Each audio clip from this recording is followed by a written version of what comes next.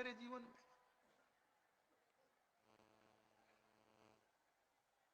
तो ये भक्त शिकायत है आपके मन में, तो आप किसी कीमत में भक्त नहीं हो सकते।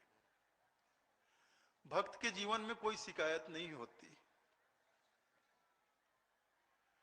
फिर अगर शिकायत है आपके जीवन में तो ये भाव आया कहां कि सतनाम सतनाम सतनाम कहिए, जाहि विधि राखे साहेब ताहि विधि रखिए। मतलब सब कुछ ठीक ठाक रहे तो सब ठीक है, अगर कोई तकलीफ हो, कोई संकट हो, कोई दुख हो, तो फिर नहीं, ऐसे नहीं रहना हमें। फिर जाहि विधि राखे साहेब ताहि विधि रहिए का क्या मतलब हुआ? जिस तरह से आप उसने खुशियां दी,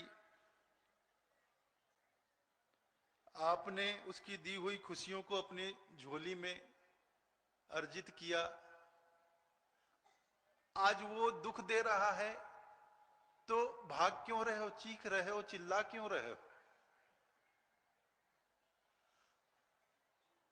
अरे खुशियां मिली तो देने वाला हमारा वही साहब, आज दुख मिल रहा है तो देने वाला वही हमारा साहब। तो आप खुशियों को, सुख और दुख को क्यों देखते हो? जो दे रहा है उसे देखो ना। दे कौन रहा? खुशियां दी तो उसी साहब ने दी, दुख दे रहा है तो वही साहब दे रहा है। वो हमारा मालिक है, हम उसके सेवक हैं, हम उनके भक्त हैं।